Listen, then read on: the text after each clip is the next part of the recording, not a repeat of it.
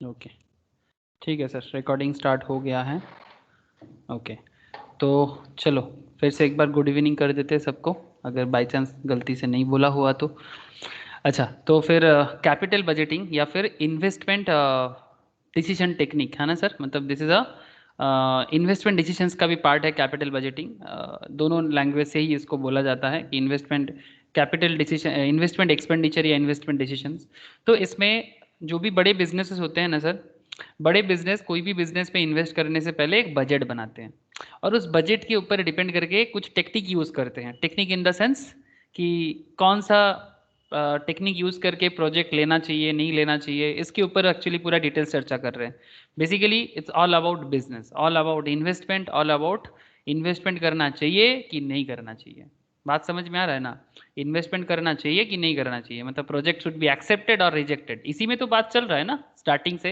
इतना रुपया इन्वेस्टमेंट किया, फिर इतना इतना इतना इतना इनफ्लो आ रहा है, फिर इतना इतना आउटफ्लो कर रहे हैं, उसके ऊपर देख रहे हैं कि रिटर्न सही है कि नहीं है, रिटर्न अच्छा है बुरा है। हाँ सर, यही तो कर रहा था हम लोग।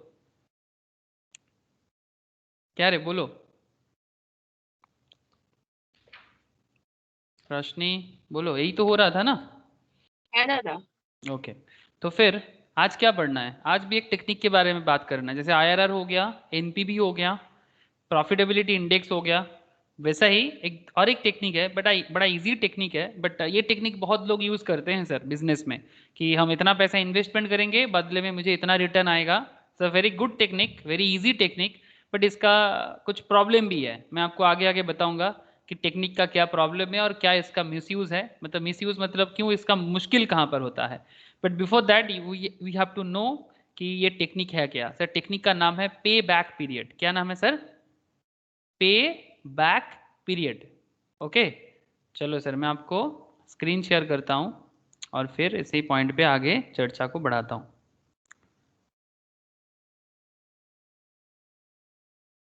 ओके, स्क्रीन शेयर है ना सर सबके साथ? हेलो, स्क्रीन शेयर है? हाँ सर। ओके चलो, तो टॉपिक क्या है sir? Capital budgeting, capital budgeting technique. ये बिजनेस का एक बहुत ही अच्छा मॉडल है, कैपिटल बजटिंग टेक्निक। ठीक है, कैपिटल बजटिंग टेक्निक पे, कैपिटल बजटिंग टेक्निक पे हम लोगों ने आईआरआर कर लिया, ऐसे डिटेल्स और भी क्वेश्चन सॉल्व करना है, पीआई, एनपीवी, ये सब कॉन्सेप्ट देख लिए। अब आगे आगे और क्वेश्चन डिस्कशंस करेंगे, बट आज डिस्कस करना है सर पे बैक पीरियड। क्या डिस्कस करेंगे सर? पे बैक पीरियड। ओके, पे बैक पीरियड। अब व्हाट इज दिस पे बैक पीरियड? क्या है, कैसे यूज करते हैं इसको, पे बैक पीरियड क्यों ज़रूरी है, ये जानना ज़रूरी है सर। क्या है, क्यों यूज़ करना चाहिए, we have to know this.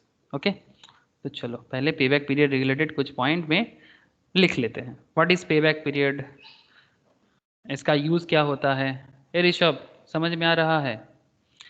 अच्छा, पे बैक पीरियड एंड उसके साथ लिखना, ओके, पे back period and discounted pay back period. क्या हेडिंग देना है? पे back period and discounted pay back period. ठीक है, डिफरेंस भी आगे आगे बात करेंगे सर। पे back period and discounted pay back period, very very important concept. Theoretically भी पे बैक पीरियड से सवाल करते हैं, मैथमेटिक्स में भी पूछा जाता है, मतलब क्वेश्चंस मैथ मतलब क्वेश्चंस भी पूछते हैं, फाइनेंशियल मैथ्स में भी पूछते हैं सर। तो लिखना प्लीज पहले, फिर क्वेश्चंस पे आएंगे।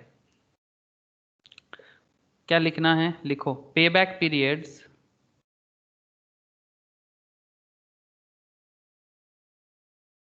payback periods refers to, payback period refers to the, payback period refers to the number of years in which number of years in which project will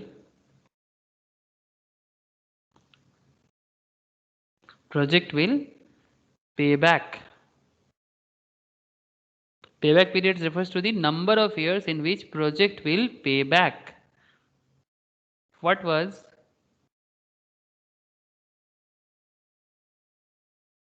initially invested in it? What was initially invested in it? मतलब अच्छा, इसमें लिखना एक point, lower the better. क्या लिखना है sir? Lower the better. Okay, lower the better. ठीक है, लोअर द बेटर. तो payback period refers to the number of years in which project will pay back what was initially invested in it. क्या लिखना है sir? Lower the better. Now what is the point? Point is that कि क्या होता है ऐसे cases में कि हम लोग बिजनेस में पैसा डालते हैं. Suppose you invest 1 lakh rupees. ठीक है, आपको कोई बिजनेस करना है, आप उसमें 1 लाख रुपया डालते हो. ओके प्रिया, एक सिंपल सा, प्रिया बिजनेस करता है इसलिए मैं प्रिया का नाम लिया क्योंकि प्रिया एंटरप्रेन्योर भी है साथ साथ में. तो प्रिया अपने बिजनेस में 1 लाख रुपीज डाला और आप सोच रहे हो कि आपको ये 1 लाख जल्दी जल्दी रिटर्न वापस चाहिए. क्या सर, ऐसे ही चाहते हैं कि नहीं चाहते हम लोग कि जब 1 लाख रुपीज इन्वेस्ट करते हैं तो क्या उस 1 लाख रुपीज को हम लोग वापस जल्दी जल्दी सोचते कि मेरा जो पैसा मार्केट में मैंने इन्वेस्ट किया ये मुझे जल्दी जल्दी वापस आ जाए? क्या प्रिया बोलो, यही होता है कि नहीं होता? प्रिया मेरा आवाज आ रहा है आपको? शायद किसी कारण से आवाज नहीं है. प्रिया है या नहीं है? हाँ प्रिया तो है, इसका आवाज नहीं आ रहा है. अच्छा ठीक है, बाद में बात करते हैं प्रिया से. तो बेसिकली बात क्या था कि आप 1 लाख इन्वेस्ट करते हो. ओके रोशनी, तू 1 लाख, सबको मेरा आवाज क्लियर है रे? ऐसा लग रहा है कि हाँ आवाज सर, नहीं है. ओके रोशनी, आवाज ऐसे तो है दादा। अच्छा. तो सपोज रोशनी मान कि तू 1 लाख रुपया बिजनेस पे इन्वेस्ट किया. ठीक है, क्या नाम लिख दिया रोशनी? तेरा स्पेलिंग गलत लिख दिया मैंने. रोशनी कितना इन्वेस्ट किया सर? 1 लाख. रोशनी कोई बिजनेस रिसेंटली स्टार्ट किया? ना। नहीं. अच्छा ठीक है, मान कि इन्वेस्ट कर रहा है. इंटीरियर डेकोरेटिंग चलेगा? है। हाँ चलो, तेरा पसंद का ही चीज लिया, इंटीरियर डेकोरेशन. ठीक है, तो ऐसे एक बिजनेस करना है जैसे कि वो घर में अलग अलग इंटीरियर डेकोरेशंस के लिए कुछ ना कुछ प्रोडक्ट होता है, उसको ऐसे घर में लगाते हैं. रोशनी का एक ब्लॉग चैनल्स भी है, रोशनी उसके थ्रू से बहुत कुछ हम लोगों के साथ शेयर भी करते हैं. हाँ, एन्चेंटेड फैंटेसी, सही बोला ना तेरा चैनल का नाम? हाँ है दादा। हाँ, एन्चेंटेड फैंटेसी. एन्चेंटेड का मतलब क्या है? मंत्रमुग्ध। अरे बाप रे बाप, क्या टफ नाम दिया, मंत्रमुग्ध. ये बांग्ला भी क्या टफ है, चल लेकिन बहुत यूनिक है नाम तेरा. अच्छा, तो ये रोशनी का जो चैनल है एन्चेंटेड फैंटेसी, इसमें रोशनी इंटीरियर डेकोरेशंस के बारे में भी डिस्कशंस कर रहा है और उसमें अपना प्रोडक्ट जो है वो भी सेल करना चाहता है. फेसबुक पेज भी ओपन कर लिया, एक वेबसाइट भी बना लिया एन्चेंटेड फैंटेसी के नाम पे. अब रोशनी अपने बिजनेस पे 1 लाख इन्वेस्ट किया. अब रोशनी सपोज मान ली इंटीरियर डेकोरेशंस में अगर तू 1 लाख इन्वेस्ट किया, तू मुझे बस इतना बता दे कि ये 1 लाख रुपीज़ तू कितना जल्दी मार्केट से वापस चाहता है.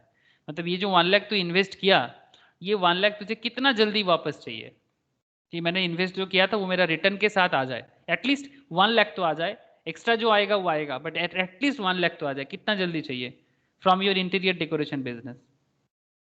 बोल कितना जल्दी चाहिए ये पैसा मार्केट से वापस? हाँ, मैक्सिमम 3 मंथ।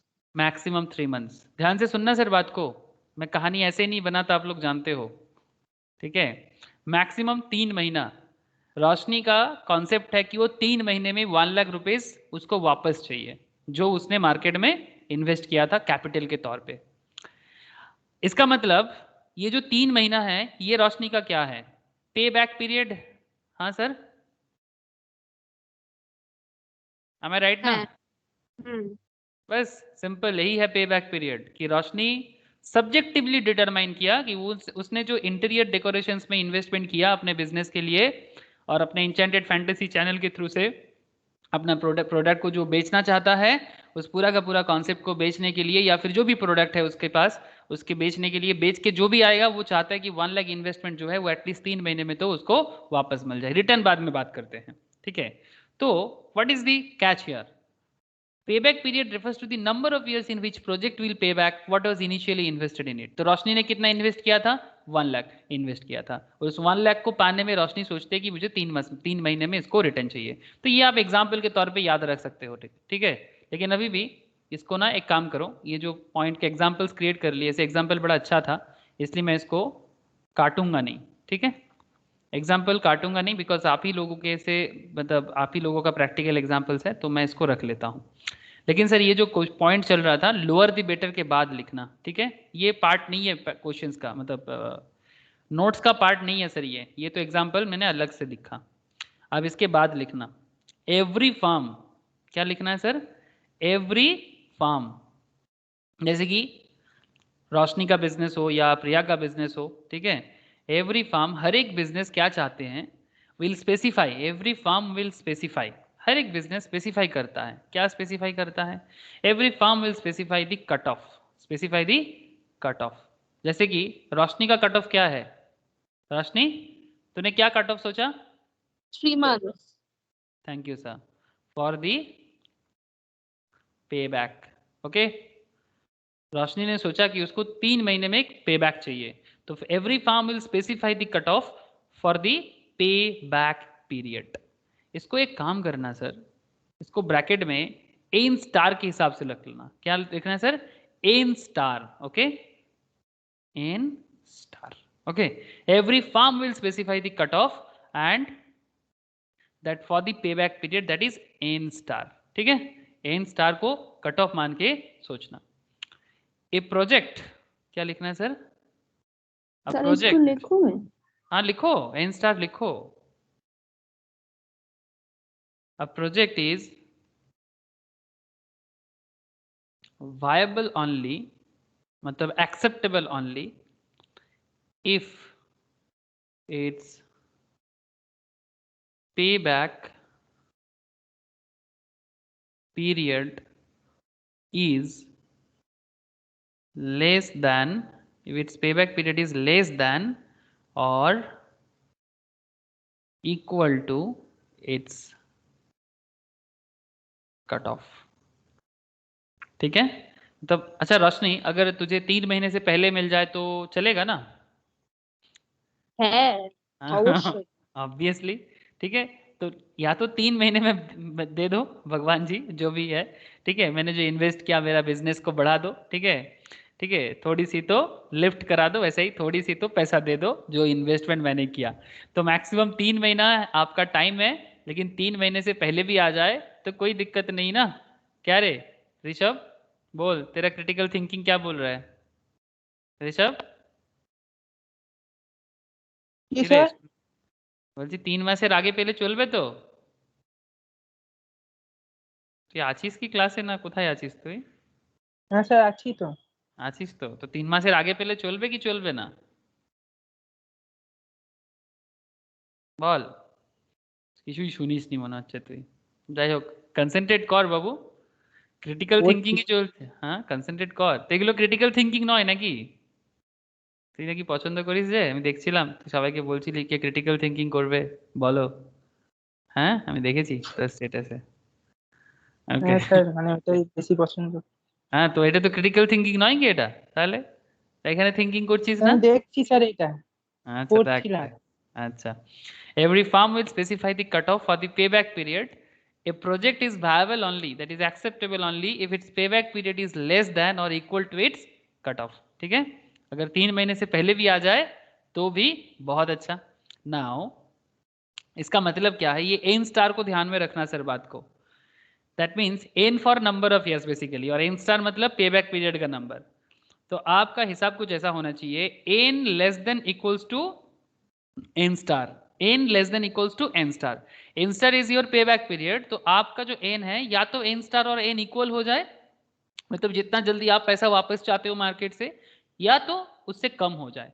एन जो है दैट इज जो नंबर ऑफ ईयर्स में आप पे बैक चाहते हो, आपका पे बैक पीरियड एन स्टार है, उससे पहले भी आ जाए पैसा तो भी बढ़िया, अगर उसके इक्वल में आ जाए तो भी बढ़िया। ठीक है, अगर ये अचीव कर लिया बिजनेसमैन तो प्रोजेक्ट क्या हो जाएगा, अगर ये अचीव कर लिया तो प्रोजेक्ट एक्सेप्टेड हो जाएगा। ठीक है सर, बात समझ में आ गया है? आप ना कुछ प्रैक्टिकल एग्जाम्पल के थ्रू से कराओ। यस सर, बात समझ में आ गया है, अब प्रैक्टिकल एग्जाम्पल के थ्रू से बात करेंगे। मौसमी बोल, क्लियर है मौसमी? मौसमी का आवाज नहीं आ रहा है। हाँ सर। ओके ठीक है, चलो। प्रियतमा समझ में आ रहा है ना? हाँ sir. Example, consider the following project. Consider the following project.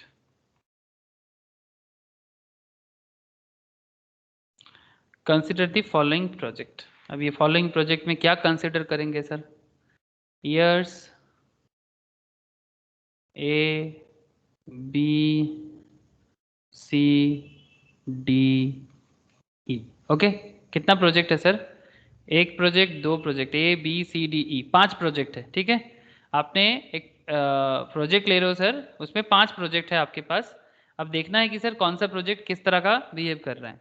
Year आपका सेम ही है, मतलब नंबर ऑफ ईयर्स का जो प्रोजेक्ट है वो आपके लिए सेम ही है। अब जैसे मानो कि 0, 1, 2, 3,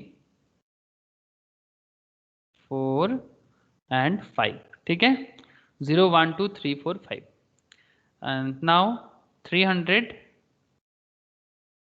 200, पहले A को लिख लेते हैं, 100, 120, 110 and 0। Okay, 300, 200, 100, 120, 110 and 0। ठीक है, अच्छा फिर सेकंड में आ जाओ, 500, 60, 100, 120, 390 and 780। ठीक है, नाउ 500, 400, 160, 20, 10, 5। ठीक है, इसमें डी में आ जाओ। अच्छा सॉरी, ई प्रोजेक्ट नहीं है सर, मैंने ए बी सी डी ई लिख दिया, ई नहीं है, 4 प्रोजेक्ट है, सॉरी, इतना ज़रूरी नहीं है, अभी बाद में करेंगे ना। इस पे 4 प्रोजेक्ट होता, ई को हटा दो, डी। इसमें 600, 200, 300, 400, 200, 300। अच्छा एक चीज़ मुझे बता सकते हो आप लोग कि ये जो ब्रैकेट में मैं 300 दे रहा हूँ इसका मतलब क्या है? एनीवन बता सकते हो सर? ब्रैकेट में 300, ब्रैकेट में 600, ब्रैकेट में 500 का मतलब क्या है? हाँ बोलो, negative value. Initial investment. Thank you sir, this is initial investment. Negative में इसलिए शो किया जा रहा है बिकॉज ये पैसा मैं मार्केट में इन्वेस्ट कर रहा हूँ। ठीक है, this is not my money currently, ये पैसा मैंने इन्वेस्ट कर दिया, तो ये नेगेटिव इसलिए शो कर रहा है, इसका मतलब ये पैसा मेरे पास नहीं है, मार्केट में खर्चा हो गया है, अब मेरे को बिजनेस करके इसको वापस लाना होगा। मतलब actually what is business? Negative को पॉजिटिव कराना है इस बिजनेस। जैसे लाइट कैसे जलता है सर? लाइट कैसे जलता है, कोई बता सकते हो? ट्यूबलाइट या negative positive. Exactly sir, minus और प्लस, कैथोड और एनोड, है ना सर? तो ये नेगेटिव और पॉजिटिव मिलके लाइट जलता है। ठीक है, बिजनेस का भी लाइट उसी तरह से जलता है, बिजनेस का भी लाइट उसी तरह से जलता है। कैसे जलेगा? पहले माइनस में जाएगा, ठीक है, फिर प्लस होगा, तब जाके एक्चुअली बिजनेस होगा। ठीक है, तो जैसे ट्यूबलाइट हो या बिजनेस की लाइट हो, तो बिजनेस का लाइट मतलब समझ रहे हैं ना सर? बिजनेस करके पैसा कमाना, ठीक है, और अपना फाइनेंशियल डेवलपमेंट करना। पहले खुद का करना पड़ेगा, फिर स्टेट का करना पड़ेगा, मतलब आसपास का, आस पड़ोस का करना चाहिए, उसके बाद स्टेट का करना चाहिए, और उसके बाद देश का करना चाहिए। ठीक है, तो ये बिजनेस का लाइट बहुत इंपॉर्टेंट है, पहले माइनस होगा फिर प्लस होगा, मतलब पहले इन्वेस्टमेंट फिर इनफ्लो, दैट इज जो इन्वेस्ट करके रिटर्न आया। ठीक है, सिमिलर कॉन्सेप्ट में हर चीज दुनिया का सर एक चीज आप लोग जानते हो कि मतलब एवरीथिंग दुनिया का इसी तरह से कॉन्सेप्ट में बना हुआ है, तो बिजनेस भी इस कॉन्सेप्ट से बाहर नहीं है, ठीक है। अगर लाइट जलवाना है तो माइनस प्लस करके ही होगा। बिजनेस का भी सेम टू सेम कॉन्सेप्ट। जैसे एक डेटा आपको मैं शेयर करता हूँ, एक मिनट रुको। ये डेटा थोड़ा अलग डेटा है। वेस्ट बंगाल, एक सेकेंड। वेस्ट बंगाल का अगर मैं आपको, मैं वेस्ट बंगाल की इसलिए दिखा रहा हूँ बिकॉज वेस्ट बंगाल के साथ मेरा कनेक्शन थोड़ा ज़्यादा है। अब कोई भी स्टेट का उठा सकता हूँ मैं। वेस्ट बंगाल, ठीक है। इस स्टेट का मैं आपको एक चीज़ दिखाता हूँ, ह्यूमन डेवलपमेंट इंडेक्स। आप लोग इसके बारे में जानते हो? HDI,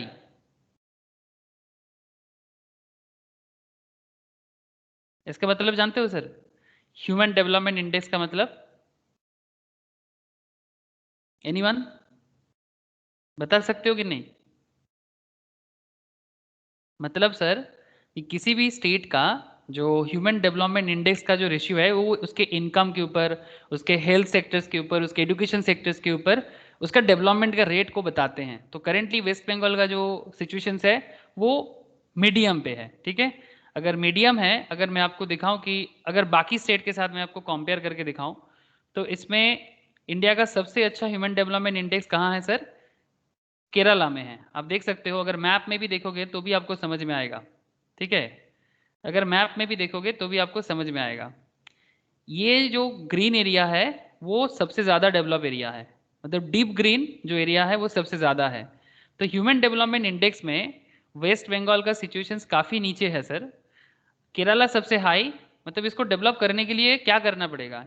इन्वेस्टमेंट करना होगा एजुकेशन में, हेल्थ सेक्टर्स में, बिजनेस पे, एवरीथिंग माइनस करना होगा फिर प्लस होगा। अब यही देखना है सर, जिसको भी हम लोग गवर्नमेंट में चूज करें उसको ये डिसीजंस लेना होगा, तब जाके स्टेट का एवरीथिंग डेवलप करता है और तब जाके एक पूरा इंडिया डेवलप करता है। जैसे एक हमारे हाथ में अगर दो, शरीर में दो हाथ दो पैर जो भी है, अगर एक भी चीज खराब है तो देश हैंडीकैप है सर, ठीक है। चंडीगढ़, गोवा, लाक्षाद्वीप, दिल्ली, अंडमान, पुडुचेरी, हिमाचल, पंजाब, सिक्किम, दमन दीव, हरियाणा, तमिलनाडु, ये सब सर HDI टॉप लेवल में है, मतलब हाई ह्यूमन डेवलपमेंट, अच्छा खासा डेवलपमेंट है इन लोगों का। कंट्री के साथ भी कंपेयर किया गया है, ठीक है। महाराष्ट्र 15th में, मणिपुर ऑल्सो अच्छा है सर, ठीक है। उसके नीचे जम्मू कश्मीर, फिर है Uttarakhand, Karnataka, Nagaland. Look at this sir, मैं कोई डेटा सब न्यूट्रल डेटा है, ये मेरा बना हुआ डेटा नहीं है सर।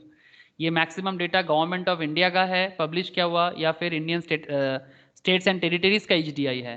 कर्नाटका, नागालैंड, गुजरात, तेलंगाना, दादरा, त्रिपुरा, अरुणाचल, मेघालय, आंध्र प्रदेश, 27 स्टेट आग खत्म हो गया सर। वेस्ट बंगाल HDI में नेशनल एवरेज से भी नीचे है सर। मुझे इस बात का दुख है sir. West Bengal national average से भी नीचे है, 0.641। सीरियसली, मैं ये ऐसा बात नहीं है कि इस बार वोट के बारे बाद ही बात कर रहा हूँ, आप लोग जानते हो कि हम लोग ये सब डेटा बात बात में बात करते हैं। राजस्थान, आसाम, छत्तीसगढ़, ओडिशा, मध्य प्रदेश, झारखंड, ठीक है, ये सब ये आज़ादी के बाद से धीरे धीरे डिटोरिएट हुआ है, ठीक है। अब देखना पड़ेगा सर, समय के साथ साथ ये चेंज हो पाता है कि नहीं हो पाता, बट वेस्ट बंगाल एक टाइम पे तो लीड करता था। उड़ीसा की भी सिचुएशन अच्छा नहीं है। बिहार और उत्तर प्रदेश तो भयंकर हालत है सर, भयंकर हालत है, ठीक है। तो अगर ये पूरा एरिया जो है ना sir, eastern parts of India, ये ठीक होना बहुत ज़रूरी है सर। ये ठीक नहीं होगा ना तो इंडिया कभी ठीक नहीं हो पाएगा। आई डोंट नो कब होगा, कैसे होगा, बट बहुत ज़रूरी है। कौन करेगा मुझे नहीं पता सर, लेकिन हम लोग के पास है। अगर हम लोग वही माइनस प्लस से डेवलपमेंट कर पाए तो पता नहीं लाइट जला पाएंगे कि नहीं, बट कोशिश तो करना चाहिए। ओके सर, चलो आ जाओ। पे बैक कब होगा? आप लोग मेरा बात समझ पा रहे हो सर? पे बैक कब होगा? कब होगा काट ऑफ? कितना साल लगेगा डेवलपमेंट करने में? बहुत पीछे है हम लोग। इवन ओडिशा ऑल्सो, प्रियतमा, ओडिशा का भी सिचुएशन अच्छा नहीं है ना? हाँ सर। वही सर, कब नेशनल एवरेज को तोड़ के आगे निकलेंगे पता नहीं। ओके, अच्छा, अगर सब हाई में होता, एटलीस्ट मीडियम ना होके HDI में सब कोई 0.7 का आसपास का स्कोर करता, health sector, education sector, business sectors, every sectors में आगे होना पड़ेगा, तब जाके ये सिचुएशंस बन सकता है। ओके तो बेसिकली वही है कट ऑफ। तो चलो सर कैलकुलेशंस करते हैं, ठीक है। तभी पढ़ाई अच्छे से करो, आप लोग कुछ करो सर, जरूर देश कुछ आगे बढ़ेगा। अपने अपनी पेबैक पीरियड बार করতে হবে। यस, पे बैक पीरियड निकालना होगा। पे बैक पीरियड मतलब ये जो भी इन्वेस्टमेंट हुआ है, ठीक है, इसको कब रिटर्न मिलेगा। जो एक्चुअली मैं स्टेट के ऊपर एग्जांपल्स दे रहा था आपको कि स्टेट का हालत अच्छा नहीं है, तो फिर आप कब इसको पे बैक कर पाओगे, मतलब कब ऐसा होगा कि जो भी इन्वेस्टमेंट हो रहा है कब जाके स्टेट डेवलप सिचुएशंस में पहुंचेगा, ठीक है। अब इसको आप लोग एक काम करो, ये ट्यूबलाइट को हटा दो, ठीक है। अब इसमें सोल्यूशन डाल दो, अब इसमें सोल्यूशन डाल दो। अच्छा एक पॉइंट लिख ले पहले रोशनी, क्वेश्चन खत्म नहीं हुआ। The firm uses payback period, okay, as the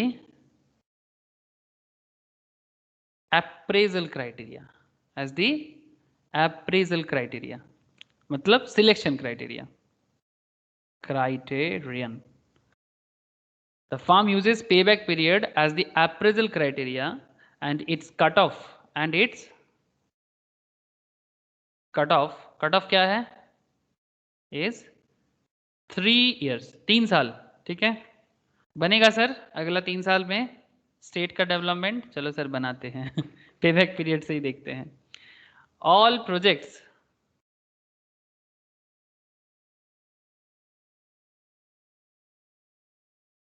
as independent, हर एक प्रोजेक्ट इंडिपेंडेंट है, मतलब हम लोग यहाँ पर जो ABCD जो भी प्रोजेक्ट लिए हैं, सारा का सारा प्रोजेक्ट सर इंडिपेंडेंट प्रोजेक्ट है। दैट मीन्स आप कोई भी एक प्रोजेक्ट चूज कर सकते हो, आपको सारा का सारा प्रोजेक्ट लेना है ऐसा जरूरी नहीं है। All projects as independent and decide upon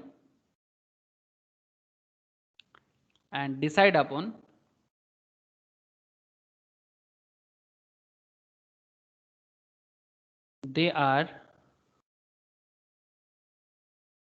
accepted or rejected, they are accepted or rejected, ठीक है। रोशनी क्वेश्चन क्लियर है दादा। ओके चल अभी सॉल्व कर इसको। अच्छा सोल्यूशन करना है अभी। मौसमी क्वेश्चन समझ में आया? हाँ सर।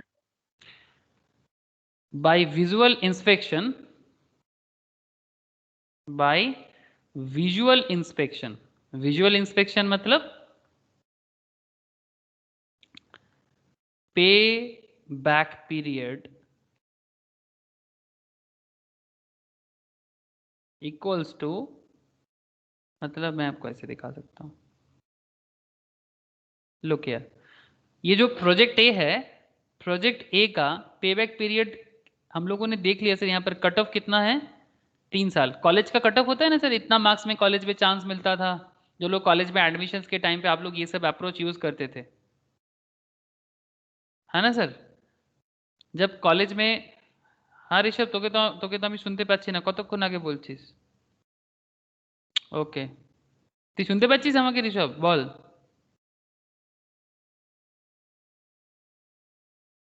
हेलो प्रिया, ऋषभ का आवाज नहीं आ रहा है। प्रिया मुझे सुन पा रहे हो आप?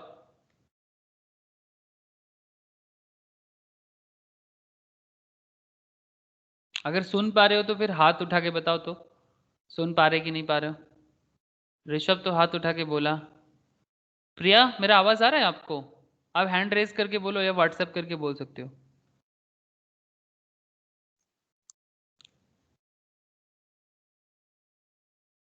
ओके ठीक है। देखो अच्छा देखो, ये 300 का अगर हम लोगों ने बिजनेस में इन्वेस्ट किया, ये सब ना ब्रैकेट में लिख लो सर, रुपीज इन लैक्स, ठीक है, रुपीज इन लैक्स। 300 लाख का इन्वेस्टमेंट किया फर्स्ट ईयर में, 200 लाख सेकेंड ईयर में, 100 लाख, ठीक है। तो क्या आप देख पा रहे हो सर कि कितना जल्दी आपको पैसा मिल गया? आपने 300 लाख इन्वेस्टमेंट किया, तो 300 लाख आपको कितना जल्दी मिला सर? 2 साल में मिल गया ना? हेलो, क्या ये बात समझ में आ रहा है? है दादा। 300 लाख इन्वेस्टमेंट था ना, 200 लाख फर्स्ट ईयर में आ गया, सेकेंड ईयर में 100 आ गया, तो 300 मिल गया कि नहीं मिल गया? है। मिला ना? तो इसका मतलब विजुअल इंस्पेक्शंस में ही प्रोजेक्ट ए समझ में आ जा रहा है सर। जब प्रोजेक्ट ए का बात कर रहे हैं, by visual inspections payback period equals to 2 years. कितना है? 2 साल का है। So project A is accepted और रिजेक्टेड? क्या करना चाहिए? एक्सेप्टेड। एक्सेप्टेड। 3 साल का हमारा कट ऑफ है ना, 3 साल का कट ऑफ था, 2 साल में ही आ गया, तो जो प्रोजेक्ट बिजनेस लेगा वो प्रोजेक्ट को एक्सेप्ट कर लेना चाहिए, बिकॉज 2 साल में मेरा पैसा वापस आ जा रहा है। 300 लाख तो 2 साल में रिटर्न मिल रहा है। ठीक है ना? समझ में आया ना सबको? Okay, now look at the second project, project B. बड़ा इजी था प्रोजेक्ट है, बड़ा इजी था।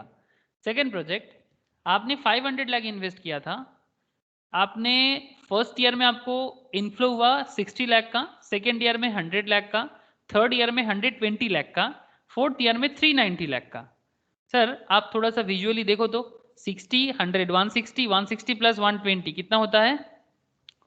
160 प्लस 120 कितना हो जाएगा सर? 280। 280 280 प्लस 390 कितना हो जाएगा? 670। 670। वापस आ गया पैसा?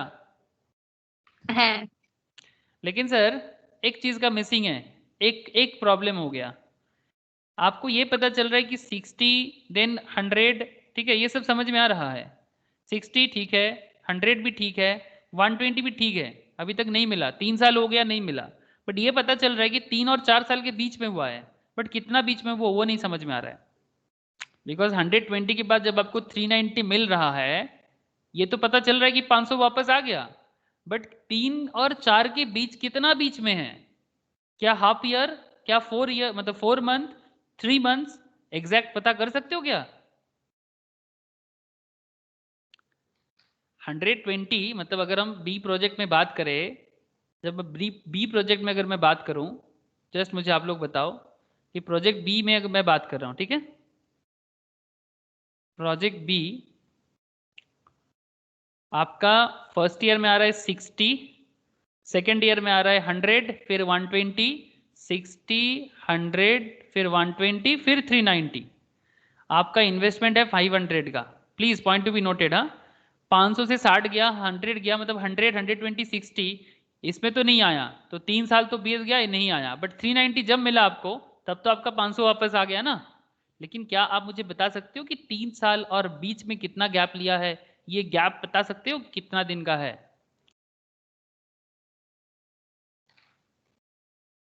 बात समझ में आ रहा है?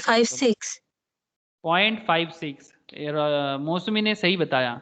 क्या बाकी लोग समझ पा रहे हो मेरा बात? कि ये जो 0.56 का जवाब जो मौसमी ने दिया, क्या आप लोग मेरा बात समझ पा रहे हो कि ये गैप ढूंढना है हमें?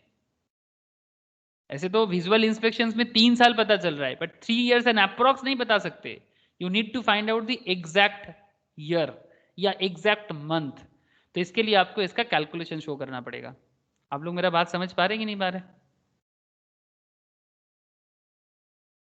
क्या मेरा बात समझ में आ रहा है ना? अरे बोलो तो सही। Yes sir. हाँ, ठीक है। अब अगर बात समझ में आ रहा है तो फिर मैं आगे आपको इसको कैलकुलेट करना सिखा रहा हूँ। मौसमी ने जवाब तो एकदम सही दिया, लेकिन इसको बड़ा इजी कैलकुलेट हो जाएगा सर। क्यूमुलेटिव मेथड थोड़ा यूज़ करना है। तो कैसे सॉल्व करोगे प्रोजेक्ट बी को? ऐसे प्रोजेक्ट बी सॉल्व करने के बाद बाकी क्वेश्चन आप ऐसे ही सॉल्व कर लोगे। एक ईयर्स का कॉलम बनाना, एक एनसीएफ का कॉलम बनाना, और एक क्यूमुलेटिव का कॉलम बनाना। किसका? क्यूमुलेटिव। ठीक है, क्यूमुलेटिव का। ईयर्स में क्या है? 0 1 2 3 4 5। ओके, नेट कैश फ्लो में 500 लाख आज इन्वेस्टमेंट कर रहे हो, फर्स्ट ईयर में आ रहा है 60, सेकेंड ईयर में आ रहा है 100, थर्ड ईयर में आ रहा है 120, उसके बाद आ रहा है 390 एंड आफ्टर दैट 780। ठीक है, नाउ क्यूमुलेटिव कैसे होगा? How to calculate cumulative? Sir 500 से 60 हटाओ, कितना होता है? 500 से 60 को लेस करो, कितना होगा? प्लीज टेल, बोलो सर। 440। 440 नेगेटिव में शो करेंगे क्योंकि अभी तक तो 500 नहीं आया। 500 लाख इन्वेस्टमेंट था, 60 लाख आ गया, लेकिन अभी भी मार्केट में कितना फंसा हुआ है? 500 लाख इन्वेस्टमेंट था, 60 लाख आ गया सर। अभी भी मार्केट में कितना अमाउंट फंसा हुआ है? 440। नाउ 440 से 100 आ गया, नेट कैश फ्लो हो रहा है ना, इनफ्लो हो रहा है। 440 से 100 आ गया, स्टील मार्केट में कितना पैसा फंसा हुआ है? 340। 340 से 120 आ गया, 340 से 120 आ गया, लेकिन अभी भी मार्केट में कितना पैसा है? 220। 220। जब तक पूरा पैसा नहीं रिकवर हो जाता आपको नेगेटिव में शो करना चाहिए, है ना? आपको नेगेटिव में शो करना चाहिए, इसको अलग कर दिया बिकॉज ये आपका इनिशियल इन्वेस्टमेंट है नाउ। लेकिन अभी आपको पता चल रहा है कि अब तो पैसा मिल रहा है, लेकिन पैसा कहाँ कहाँ मिल रहा है? यहाँ पर जाके अब आपका अमाउंट पॉजिटिव हो जाएगा। तो 220 negative and 390 positive, 220 negative and 390 positive, तो यहाँ पर कितना अमाउंट होगा? 170। 170। 170 तो आपका पॉजिटिव वैल्यू हो गया, ठीक है? इतना देर तक नेगेटिव था, अब और आप नेगेटिव में नहीं हो, आपका इन्वेस्टमेंट तो रिटर्न में आ गया। अच्छा 170 और 780 में कितना हो जाता है सर? ये तो पॉजिटिव ही होगा और नेगेटिव वैल्यू नहीं आएगा। 170 प्लस 780 मौसम में कितना हो जाएगा?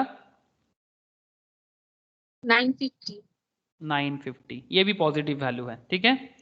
अच्छा now what is the important area here, but and how to calculate पे बैक पीरियड का एग्जैक्ट टाइम?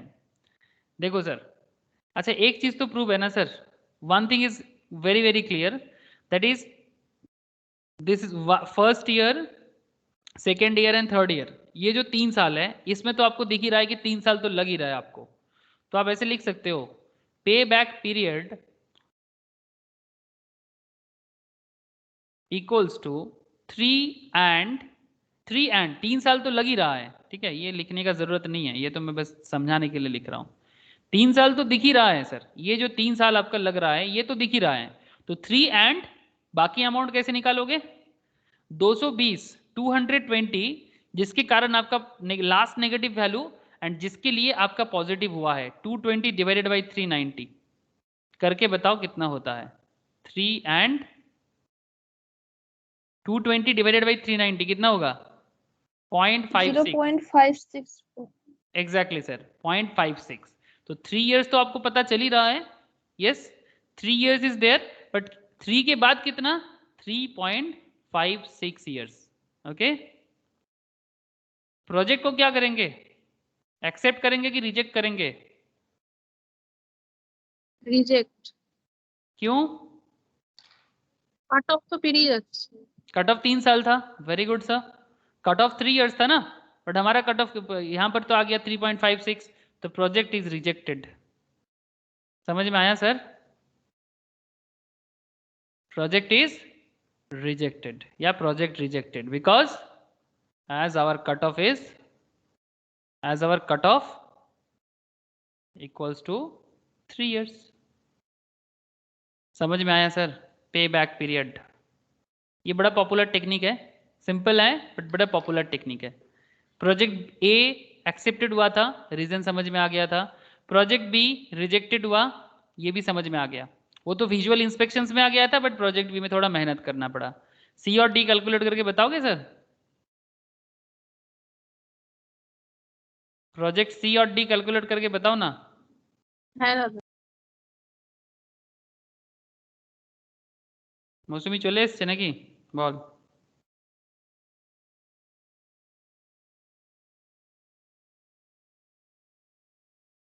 কি রে মৌসুমি এসছে answer? 1.625। Very good sir, 1.625 years NCF and cumulative, years NCF and cumulative, मतलब net cash flow, years and cumulative, यही आपको चाहिए। Question एक बार देख लो, आपको पता है क्वेश्चन क्या बताता है? क्वेश्चन बता रहा है सी का 500 लाख इन्वेस्टमेंट कर रहे हो, 400, 160, 20, 10, 5, ठीक है, और इसका 200, 300, 400, 200, 300, ठीक है। अब चलो इसको सॉल्व करते हैं। प्रोजेक्ट सी, ईयर्स 0, 1, 2, 3, 4 एंड 5, ठीक है, 0, 1, 2, 3, 4, 5, ठीक है। Net cash flow 500 lakh, first year 400, second year 160, third year 20, fourth year 10, fifth year net cash flow 5, okay, 5 lakh. Cumulative कैसे करेंगे? नेगेटिव को रख लो यहाँ पर, इसको अलग करके रख लो। फिर अभी 500 से 400 हटाओ, कितना हो जाएगा सर? 500 से 400 चला गया तो नेगेटिव कितना रहेगा? 100। 100, वेरी गुड। 100 से 160 चला गया, पॉजिटिव हो गया ना? 100 एंड 160 तो 60 पॉजिटिव। दादा बोल। आंसर की 1.63 1.625, हाँ 1.63, ओके है, वेरी गुड सर। अच्छा देखो इजी हो गया ना, 500 लाख का इन्वेस्टमेंट था, 400 लाख मेरा फर्स्ट ईयर में आ गया, 100 लाख फर्स्ट ईयर में रिटर्न आया, सॉरी फर्स्ट ईयर के एंड में 100 लाख क्यूमुलेटिव, फिर उसके बाद 160, तो मेरा पैसा जो वापस आ रहा है इतना तो दिख ही रहा है सर, 1 साल तो लग ही रहा है ना सर? फर्स्ट 1 साल तो लग रहा है, ये तो दिख रहा है। पे back period equals to 1 year and after that कैसे होगा? 1 year and 60, सॉरी 100, 60 नहीं 100, जो लास्ट नेगेटिव अमाउंट है इसके साथ इसका कैलकुलेशन होता है sir, last negative amount and जिसके कारण आपका पॉजिटिव हुआ है, बात को याद रखिएगा sir, last negative amount and जिसके लिए आपका पॉजिटिव हुआ है, तो 100 divided by 160, 100 divided by 160, 1 and क्या हो जाएगा? 0.625, 0.625, तो 1 year 1 and 1.625 years basically, 1.625 years, 1.625 year। प्रियतमा बोलो, समझ में आया?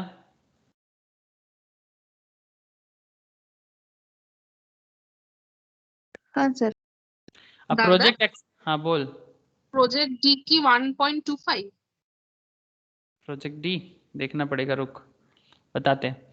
प्रोजेक्ट एक्सेप्टेड है कि रिजेक्टेड है? Accepted. Project accepted, okay, because as our cutoff year is 3 years, जहाँ पर मेरा काम तो बन जा रहा है सर 1.625 years में, ओके ना? प्रिया, ऋषभ, आप लोगों का आवाज नहीं आ रहा है, आई होप आप लोगों को भी समझ में आ रहा है। हाँ कुछ सर। डाउट? ओके सर, अच्छा हाँ क्या बोला था? प्रोजेक्ट डी का कितना बोला था? 3.25 3.25। हाँ सर 2.25। मुझे लगता है कि 2.25 may be is the right answer, may be, मुझे थोड़ा देखना पड़ेगा। ओके, क्वेश्चन क्या है? डी का 600 लाख का इन्वेस्टमेंट है, 200, 300, 400, 200, 300, इस तरह से मेरा पेमेंट वापस आ रहा है सर, इस तरह से मेरा पेमेंट वापस आ रहा है, ठीक है ना? तो पे बैक पीरियड को कैसे कैलकुलेट करेंगे?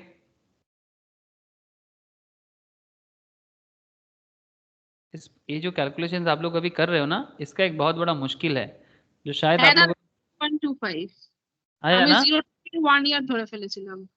बहुत अच्छा, खूब ভালো করেছিলি, silly mistake, okay, years NCF cumulative, years NCF and cumulative, years क्या है? 0, 1, 2, 3, 4, 5, ठीक है, ठीक है। NCF 600 lakh, after that 200 okay, फिर कितना आया सर 300 लाख, फिर कितना आया 400 लाख, फिर कितना आया 200 लाख, फिर कितना आया 300 लाख। ओके 300 लाख। अच्छा क्यूमुलेटिव में 600 लाख, इसको रख लो। अब सर 600 से 200 आपका आ गया फर्स्ट ईयर में, तो कितना नेगेटिव रहेगा? बोलो सर बोलो। 400. 400 नेगेटिव रहेगा। Very good sir. 400 से 300 गया, कितना नेगेटिव रहेगा? 100. 100. 100 से 400 का पॉजिटिव हो जाएगा ना सर? 300 पॉजिटिव हो जा रहा है। अच्छा उसके बाद का भी डेटा आपको एक्चुअली शो करना चाहिए, मैंने यहाँ पर दिखाया नहीं। ये 80 दिखा दो, ये 90 भी आ जाएगा, 60 20 80 10 एंड 90 प्लस 95, ये सब दिखाना चाहिए सर। वो अलग बात कि आपका पॉजिटिव हो जा रहा है, बट आपको फिनिश करना चाहिए, ठीक है। तो यहाँ पर भी 300 प्लस 200 500 एंड 5 प्लस 3 800, ठीक है। जब तक आपका चलेगा वो आपको शो करना चाहिए, ठीक है। ऐसा नहीं कि पॉजिटिव हो गया तो आप जवाब करना छोड़ दोगे। लेकिन आपका पेबैक पीरियड क्या है?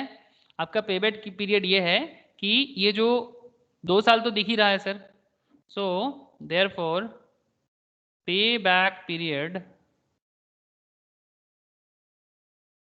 Equals to 2 years and 2 years तो दिख ही रहा है, और last negative value and positive value 100 divided by 400 कितना हो रहा है सर? 100 बाई 400 मतलब 0.25, हाँ sir. 2.25 year. Therefore project is क्या होगा? Not accept. Accepted. I accepted तो Sorry. Project is accepted. हाँ মাথায় এখনো 3.25 হচ্ছে। हाँ वही तो मैं देख रहा हूँ, तेरा हालत मेरे जैसा ही हो गया है ना। तो 3.25 में ही पड़ा हुआ है, और मैं भी पागल होता हूँ, वो रोज क्लास के शुरू में हम लोगों को पता चलता है अच्छा ठीक है, प्रोजेक्ट इज एक्सेप्टेड 2.25 ईयर्स, ठीक है। अच्छा तो accepted because our cut off is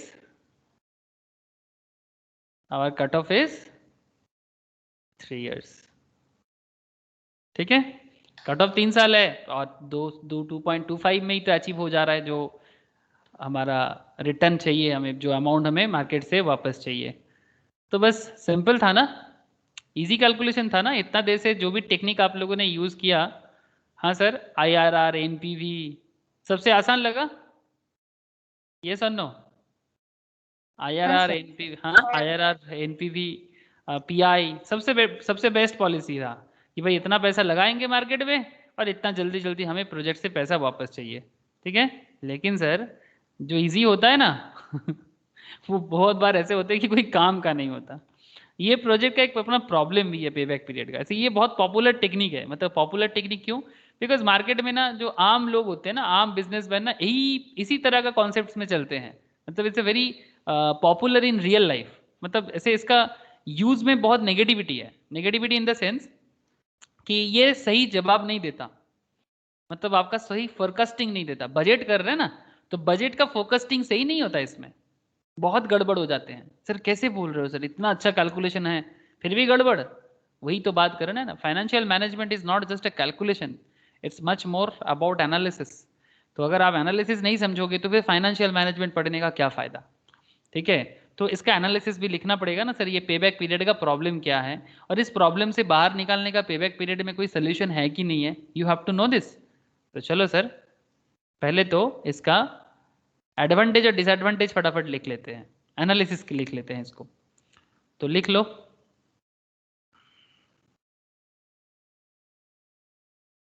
heading करना सर,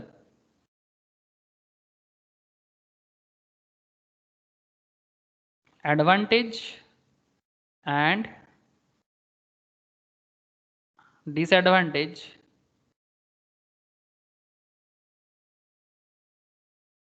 ऑफ पे बैक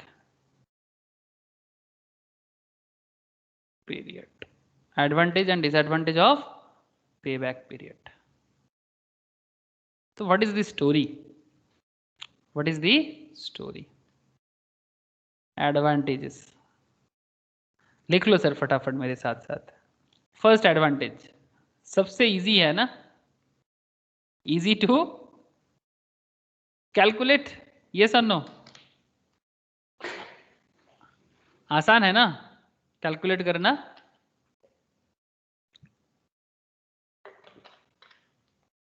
हाँ या ना बोलो तो sir.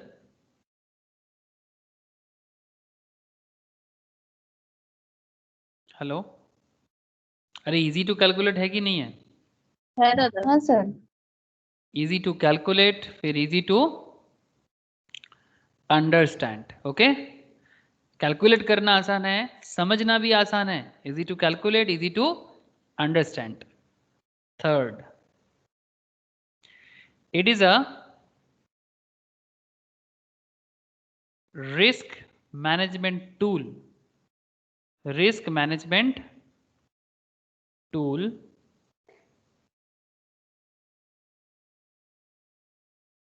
as it ignore or reject. It is a risk management tool as it ignores or reject projects. Ignores or rejects project which generates substantial cash flow. Substantial, बहुत important point है sir, मैं समझाता हूं. Substantial cash flow towards the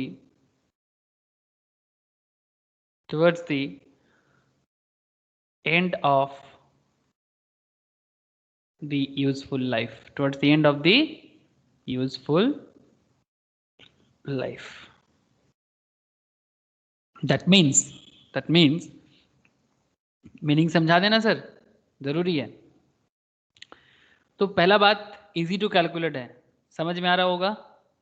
easy to understand भी है कि भाई मैंने इतना पैसा डाला था, मैंने स्टार्टिंग में वो रोशनी का इंटीरियर डेकोरेटिंग का बिजनेस बोला था आप लोगों को. रोशनी जल्दी जल्दी पैसा वापस मांग रहा था, 3 महीने के अंदर उसको वापस पैसा मिल रहा था, तो रोशनी खुश हो रहा था. तो अब बात को सुनना, easy to understand and easy to calculate, ये 2 पॉइंट तो बहुत अच्छे से समझ में आ रहा है सर, है ना. But now the main point is कि जो रिस्क मैनेजमेंट टूल है ये भी एक अच्छा एडवांटेज है. कि अब मुझे एक चीज बताओ कि 300 लाख आपने इन्वेस्टमेंट किया, 200 जल्दी आ गया, 100 उसके बाद आ गया, 120 फिर आ रहा है, 110 उसके बाद आ रहा है. लेकिन आप जब आप देखोगे कि जैसे ये वाला प्रोजेक्ट देखो, प्रोजेक्ट भी देखो, 60 पहले आ रहा है, फिर 100 आ रहा है, फिर 120 आ रहा है, 390 780 बाद में आ रहा है. मतलब अगर किसी प्रोजेक्ट में बहुत ज्यादा रिस्क है, अगर प्रोजेक्ट के एंड के आसपास में जाके जब प्रोजेक्ट का टाइम खत्म हो रहा है, सपोज आपने एक मशीन खरीदा और मशीन से जो बिजनेस चलेगा, ठीक है, मशीन से आपको क्या करना है, बिजनेस करना है. क्या मशीन खरीदोगे सर? एक बिजनेस आइडिया देते हैं आप लोगों को. राजनीति का बात बहुत किया मैं आप लोगों के साथ, फिर मैंने आप लोगों के साथ डेवलपमेंट का भी बात किया. ये सब हम लोगों का पढ़ने के साथ साथ जनरल नॉलेज भी है. आपको मैं एक बिजनेस का आइडिया देता हूँ. सर आप लोग ये सुने हो पिज़्ज़ा वेंडिंग मशीन?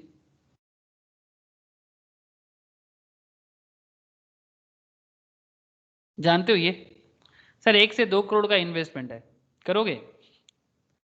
इवन उससे कम में भी हो सकता है, ऑटोमेटिक. सॉरी इतना भी दाम नहीं होगा, सॉरी मैं गलत बोल दिया सर, इतना दाम आएगा सर, करीब 2-3 लाख के आसपास. वही मैं 1-2 करोड़ तो पागल हो जाएगा सर, कोई आम इंसान कर ही नहीं पाएगा. करीब 2-3 लाख का इन्वेस्टमेंट है, करोगे सर? बोलो. रोशनी चलবে নাকি पिज़्ज़ा वेंडिंग मशीन? ओके. तो पिज़्ज़ा वेंडिंग मशीन्स में क्या है, आप इन्वेस्टमेंट कर रहे हो 3 लाख का. सर क्या लगता है एक पिज़्ज़ा वेंडिंग मशीन्स का लाइफ कितना दिन तक जाएगा? मौसमी बोल. इसमें क्या होता है ना ये आप बैकग्राउंड में रहोगे, आपको कोई देख नहीं पाएगा। आप कोई बैटर वगैरह बना के, जो पिज़्ज़ा बेस वगैरह बना के सब रेडी करोगे, आपको कोई नहीं देख पाएगा। आप पीछे से किसी एक को रखोगे वो, लेकिन मशीन्स के अंदर ना ऑटोमेटिक सिस्टम बना हुआ है। वो पिज़्ज़ा लोग क्या करेगा, पैसा डालेगा, ठीक है, लोग क्या करेगा सर, आएगा पैसा डालेगा, जो पिज़्ज़ा चाहिए वो बोलेगा, वो पिज़्ज़ा निकल के सामने आ जाएगा, वो पेमेंट करने से ऑटोमेटिक हो जाएगा। ये फॉरेन डेवलप नेशंस में चलता है, इंडिया में भी कुछ कुछ एरियाज में जहाँ थोड़ा सा एडुकेटेड पीपल ज़्यादा हो या फिर मैनेज करना आसान हो, ऐसे जगह में चलता है सर। तो इसको बोलते हैं पिज़्ज़ा वेंडिंग मशीन। तो ये बिजनेस में आपका इन्वेस्टमेंट 3 लाख का है और एनुअल टर्नओवर 2 से 3 करोड़ का, 1 से 2 करोड़ का हो सकता है, अगर आप इसको अच्छे से यूज कर पाते हो या फिर प्रॉपर जगह में अगर आप इसको इंस्टॉल करते हो। Now my point is that एक पिज़्ज़ा मशीन का लाइफ कितना दिन का हो सकता है? अगर मैं मानूं कि एक 5 साल का लाइफ है इसका, 5 साल के लाइफ में ये आपने इन्वेस्ट कितना किया था सर? 3 लाख, ठीक है। तो बेसिकली हमारा जो एग्जाम्पल्स था, अगर मैं उसी को आपके सामने फिर से बोलूं, सपोज यू इन्वेस्टमेंट 5 लाख, ठीक है, 5 लाख इन्वेस्टमेंट कर रहे हो, बट स्टार्टिंग में आपका पेमेंट नहीं आ रहा है, 60, 100 लास्ट में आ रहा है सर, ठीक है।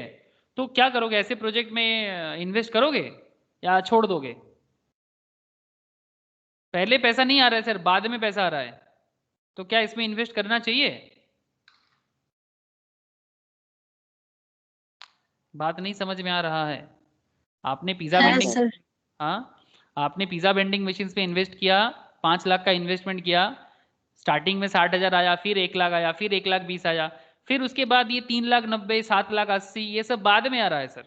जब प्रोजेक्ट उसका लाइफ खत्म होने को आ रहा है तब आ रहा है, तो मुश्किल भी हो सकता है। तो अगर इनिशियल में पैसा नहीं आए ना, आप प्रोजेक्ट को इग्नोर कर सकते हो। तो बेसिकली एक रिस्क मैनेजमेंट टूल की तरह काम कर लिया ना पेबैक पीरियड, कि चलो भाई पहले तो मुझे देखो, आप बिजनेस ओपन करके कितना दिन इसके साथ साथ बिजनेस का भाड़ा वगैरह है, जिनको पेमेंट मतलब वेजेस देने के लिए रखोगे, कुछ लोग तो रखोगे ना लेबर के लिए, लेबर का वेजेस है, लोगों का सैलरी है, वो कहाँ से दोगे अगर बाद में पेमेंट करेगा तो? मतलब अगर प्रोजेक्ट आपको बाद में रिटर्न देगा, जब उसका लाइफ एंड होगा, तब रिटर्न देके क्या फायदा? आप बात समझ रहे हैं ना? तो इसलिए आपको पेबैक पीरियड एक सुविधा देता है। आप प्रोजेक्ट में अगर रिस्क है कि नहीं, इसको एक रिस्क मैनेजमेंट टूल की तरह जरूर यूज कर सकते हो। जैसे अब ये वाला प्रोजेक्ट तो बहुत अच्छा है कि भाई स्टार्टिंग में पैसा आ जा रहा है, इसलिए आप देखना हम लोगों के कैलकुलेशंस में प्रोजेक्ट बी रिजेक्टेड हुआ है ना सर, प्रोजेक्ट बी रिजेक्ट हुआ है तो है दादा। तो रिस्क मैनेजमेंट टूल है ना, इसीलिए प्रोजेक्ट बी रिजेक्टेड हुआ है। कहाँ गया प्रोजेक्ट बी? ये project is rejected as our cut off is 3 साल, तो इसीलिए रिजेक्ट हो गया, बिकॉज वो रिस्क मैनेजमेंट हो गया कि रिटर्न आ रहा है बट बाद में आ रहा है, बट बाद में रिटर्न लेके क्या करेंगे? ऐसा तो नहीं कि रिटर्न नहीं आ रहा है, रिटर्न आ रहा है sir, return is there, but बाद में, अब बाद में रिटर्न लेके क्या करेंगे? जब जरूरी है तब अगर कोई चीज नहीं मिलता है तो बाद में मिलके क्या फायदा, है ना? वो तो मतलब वो एक कहावत है ना कि अब पछता के क्या होगा जब चुड़िया चुग गई खेत। मतलब जब मुझे बिजनेस में जरूरत था तब मुझे नहीं मिला, अब लास्ट में जब प्रोजेक्ट का लाइफ खत्म हो रहा है तब आके मुझे पेमेंट कर रहे हो। अब कोई मतलब नहीं है ना, 3 साल तो मैं सूखा पड़ गया, अब लास्ट 2 साल में देखिए क्या कर लेंगे हम। 3 साल तो अपने घर से तो सैलरी नहीं पे कर सकता ना खुद को ना लेबर को, और ना ही दुकान का रेंट कहाँ से देंगे। तो ऐसा प्रोजेक्ट में मुश्किल आ जाएगा, आपको शुरू से ही धीरे धीरे ही प्रोजेक्ट में पैसा चाहिए था। तो इट्स रिस्क मैनेजमेंट टूल, समझ में आ रहा होगा पेबैक पीरियड का सबसे खास बात। हाँ sir, yes sir. Okay, now इसका डिसएडवांटेज भी देख लेते हैं ना। ये तो एडवांटेज था, अब डिसएडवांटेज क्या बताते हैं आपको।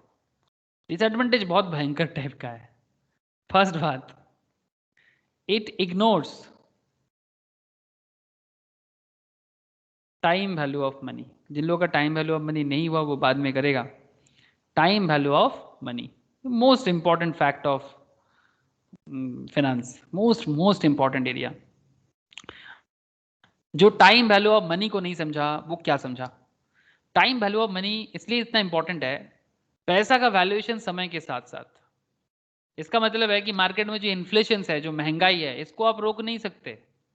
इन्फ्लेशन को आप रोक नहीं सकते सर, इन्फ्लेशन तो होगा ही होगा। 5% के अंदर का इन्फ्लेशन ओके ओके है, 2 से 2.5% का इन्फ्लेशन बहुत अच्छा है। थोड़ा बहुत इन्फ्लेशन चाहिए, टू मच इन्फ्लेशन खत्म कर सकता है। सर इन्फ्लेशन रेट देखोगे कंट्री वाइज, मैं शायद किसी क्लास में आप लोगों को मैं भी पहले दिखाया होगा, फिर से एक बार देख लो, ठीक है। हर चीज़ में बात करते हैं सर, तो इस बात में बात करना चाहिए। फाइनेंस अगर इकोनॉमी के साथ कनेक्ट नहीं किया तो फिर क्या फाइनेंस पढ़े आप। ओके, आप देख सकते हो ये इन्फ्लेशन रेट है कंट्री वाइज। सर इंडिया दिखा दो। यस सर, इंडिया दिखाएंगे ना, but sir negative inflation is not good also. Minus में इन्फ्लेशन रेट अच्छा बात नहीं है, महंगाई थोड़ा बहुत होना चाहिए, ठीक है। नेगेटिव इन्फ्लेशन का मतलब होता है डिफ्लेशन, मतलब प्रोडक्ट का दाम ही नहीं है, कोई खरीदना ही नहीं चाहता, ठीक है। ये भयंकर सिचुएशन है, ये स्थिति भी अच्छा नहीं है। फिर भी डिफ्लेशन को कंट्रोल किया जा सकता है, बट टू मच इन्फ्लेशन बहुत भयंकर है। मैं आपको एक चीज बताता हूँ, रुको। Andorra, Chad, Saudi Arabia, Togo, American Samoa, specially African Nations वगैरह है इसके अंदर। सर बेस्ट वेस्ट कंट्री दिखा दो जिसका नेगेटिव नहीं है। सर जापान देख लो, 0.50, मतलब हर साल जो भी मनी है सर उसका ग्रोथ रेट, मतलब आज अगर आपके पास 100 रुपीज है, उससे आप जो चीज खरीद सकते हो। What is the meaning of inflation? आज 100 रुपीज से जो चीज खरीद सकते हो, नेक्स्ट ईयर जापान में अगर है तो आपको और 50 पैसा ज्यादा लगेगा। ये है महंगाई, ठीक है। और ये 50 पैसा का महंगाई लड़ सकते हैं सर, ये लड़ना बहुत ही आसान है। इसलिए जापान का लिविंग स्टैंडर्ड टॉप क्लास है, जापान का लिविंग स्टैंडर्ड टॉप क्लास है। बट इंडिया जैसा कंट्री में बहुत मुश्किल है, बट फिर भी इतना बड़ा आबादी लेके, इतना बड़ा रेस, कास्ट सिस्टम, बहुत कुछ है हमारे देश में। इसका एक सबसे बड़ा रीजन है कि इंडिया बार बार अटैक हुआ है सर, बार बार इन्वेड हुआ है, इसीलिए हमारा यहाँ पर क्वालिटी ऑफ लास्ट 200 साल ब्रिटिश खत्म करके गया है, सबसे बड़ा बात। उसके बाद वहां से धीरे धीरे उठना चालू किए, उससे पहले मुगल का शासन था, तो इंडिया का अपनापन खत्म हो गया था।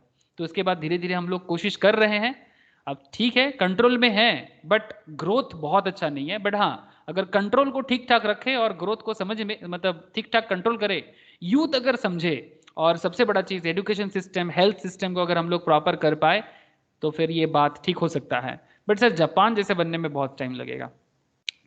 स्विट्जरलैंड, आप डेवलप्ड नेशंस देख सकते हो, इवन कॉन्गो रिपब्लिक, ये भी अच्छा है सर, ठीक है, अफ्रीकन नेशंस।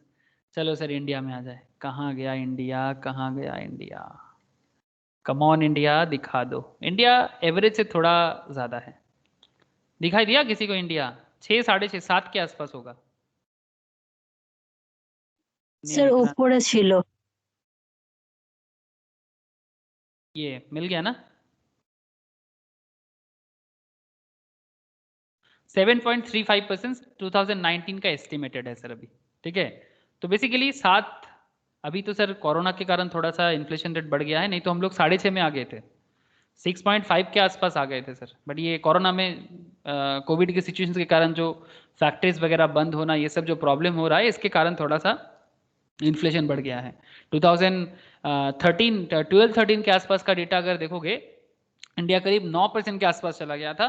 फिर धीरे धीरे इन्फ्लेशन कंट्रोल हुआ। मतलब सर प्रॉपर प्रोडक्शन, इन्फ्लेशन कैसे होता है?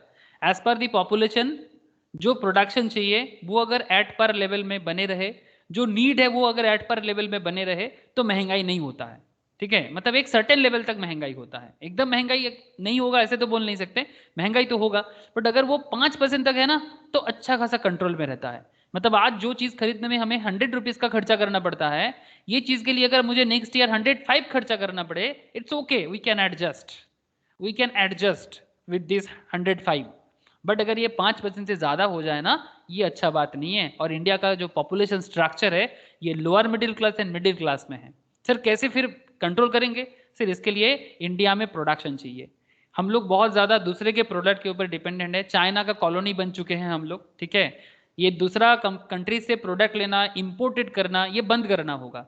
मेक इन इंडिया होना जरूरी है। ये जब तक नहीं होगा, ये करेंट गवर्नमेंट बोल रहा है, बट इसको अभी तो कोविड आ गया, ठीक है, अब इसके ऊपर तो काम करना मुश्किल है।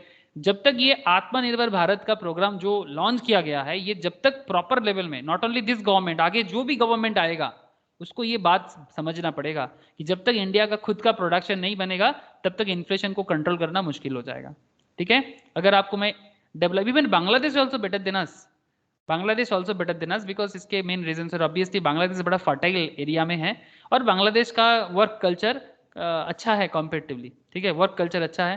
बिकॉज ये ईस्ट बंगाल के पॉपुलेशन का जो है ना, ये बहुत मेहनती होते हैं सर, ईस्ट बंगालीज, ठीक है, बहुत मेहनती होते हैं, ठीक है। ये पुराना कहानी है, कभी इसके बारे में बात करूंगा आप लोगों के साथ। इनको हम लोग बोलते हैं बांगाल, ठीक है, बांगाल एंड घोटी का एक कॉन्सेप्ट है, ठीक है, लेकिन दे आर सीरियसली बहुत मेहनती होते हैं, और ये मेहनती दिखता है बांग्लादेश में। अच्छा, लेकिन अगर मैं आपको यूएसए दिखाऊं, ठीक है, यूएसए को दिखाऊं, कहाँ गया यूएसए? यूएसए थोड़ा 2-3% के आसपास होगा, दिखाई दिया किसी को? दिखाई दिया क्या यूएसए? नहीं दिया क्या? यूनाइटेड स्टेट्स, ये देखो सर, बढ़िया है ना, 2.49 रिसेंट डेटा है सर, बढ़िया डेटा है इसका। डेवलप नेशंस है, अपने इन्फ्लेशन को कंट्रोल किया है, पॉपुलेशन भी अच्छा है, 30 करोड़ के बीच में है। इंडिया का प्रॉब्लम तो आप लोग जानते हैं। चाइना, चाइना देखना चाहिए, चाइना कहाँ है सर? चाइना, ओ सर चाइना दिखाई दिया किसी को? China China China China China, China ऊपर होगा फिर। चाइना, चाइना के भी पॉपुलेशन बहुत हाई है सर, फिर भी चाइना कंट्रोल में रखता है। दिखाई दिया क्या? अरे बाप रे, 2.50। देख पा रहे हो सर, चाइना का प्रोडक्शन लेवल तो हम लोग जानते हैं, हमारा सबसे बड़ा शत्रु है, सबसे बड़ा एनिमी, जिसके साथ हमें बहुत सोच समझ के चलना चाहिए होता है। ठीक है, अभी वर्ल्ड का मोस्ट पावरफुल कंट्रीज में से एक है सर। ठीक है, इसीलिए तो हमेशा कान के नीचे दम करके रखता है। ठीक है, यूएस से भी पावरफुल बन गया है सर चाइना बहुत केस में, तभी तो यूएस से भी वो डरता नहीं है। ठीक है, 2.50 जस्ट इन्फ्लेशन। तो महंगाई से पब्लिक लड़ेगा तब ना पब्लिक कुछ करेगा। ठीक है, तो महंगाई क्या होता है? रिच को मिडिल क्लास बना दे, मिडिल क्लास को लोअर मिडिल क्लास बना दे, लोअर मिडिल क्लास को पोर बना दे, पोर को बीपीएल बना दे, और बीपीएल को मरा दे, मतलब खत्म कर दे। महंगाई अच्छा बात नहीं है। मैं आपको एक डेटा दिखा दूं और एक बार इन्फ्लेशन से बात आया तो, टाइम वैल्यू ऑफ मनी, समझ रहे हो ना, समय के साथ साथ पैसा का valuation, that is all about महंगाई। Look at here, Venezuela, international monetary fund का डेटा है सर, 6,500% का महंगाई है हर साल। आप इमेजिन कर सकते हो, मतलब आज अगर आपके पास 100 रुपीज है, आपको नेक्स्ट ईयर 6,500% का एक्स्ट्रा खर्चा करना पड़ेगा वो प्रोडक्ट खरीदने के लिए, एवरी ईयर। मतलब सर कोई लॉ एंड ऑर्डर नहीं है, कोई गवर्नमेंट नहीं है, इकोनॉमी खत्म, फाइनेंस खत्म, एवरीथिंग, इंसान इंसान को काट के खा रहा है, इतना बता सकता हूं मैं आपको। Out of control totally. जानते हैं सर आप लोग वेनेजुएला का कहानी? जिम्बाब्वे चाइना के पास बिक चुका है सर, चाइना का इतना सारा प्रोडक्ट लिया, चाइना को रीपे नहीं कर पाया। जिम्बाब्वे का प्रॉब्लम है कि ये रेशियल प्रॉब्लम में मुश्किल में है, जात मतलब बेसिकली ब्लैक एंड वाइट का मुश्किल। ठीक है, ये वाइट लोग ब्लैक पे राज करता है, फिर ब्लैक लोग अपना बात रखने के लिए चिल्लाते हैं। ठीक है, और ऊपर से चाइना के साथ बिजनेस किया। एक तो इंटर प्रॉब्लम, मतलब इंटरनल लेवल में डोमेस्टिक वायलेंस, दूसरा मतलब जिसको सिविल वॉर बोलते हैं। ठीक है, सिविल वॉर में प्रॉब्लम में फंस गया, दूसरा प्रॉब्लम में फंस गया, चाइना से इतना सारा प्रोडक्ट ले रीपे नहीं कर पाया। और उसके बाद क्या हुआ ना, अभी चाइना के करेंसी जिम्बाब्वे में चलता है, चाइना का करेंसी चलता है जिम्बाब्वे में। बहुत खराब बात है सर, किसी दूसरे कंट्री में ये तो कॉलोनी हो गया ना सर, जैसे कॉलोनी, ये अच्छा बात नहीं है किसी भी देश के लिए। ठीक है, आई होप यू अंडरस्टैंड कि ये सब क्या इंपॉर्टेंट बात रखते हैं सर। एक छोटा सा फाइनेंस का पॉइंट, उससे आपको मैं इकोनॉमिक्स लेवल में ये कुछ बात कहने का कोशिश कर रहा था। अब देखो सर, जितना धीरे धीरे आप लोग अपने आप को बनाओगे ना, आप दुनियादारी जानो, इकोनॉमिक्स जानो, मैक्रो ट्रेंड जानो, स्टॉक मार्केट में भी काम कर पाओगे, फाइनेंस लेवल में भी काम कर पाओगे। It's a very very important area. समझ में आ रहा है सबको, या फिर मैं ऐसे ही बोले जा रहा हूँ सर? बोलो ना, समझ में आ रहा है? है दादा। ठीक है, तो महंगाई कंट्रोल करना पड़ेगा सर, बहुत मुश्किल है, बट इंडिया का वर्क कल्चर चेंज करना होगा। 135 करोड़ है हम लोग, मजाक नहीं है सर।